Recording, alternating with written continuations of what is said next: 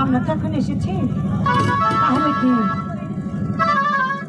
চান করবি না? ঠিক আছে। আরো সখী দেখ না, আমরা চান করবো, ওই দুটি ছাড়া ওখানে দাঁড়া আছে, ওদেরকে সরে বলতে পারবো সখী।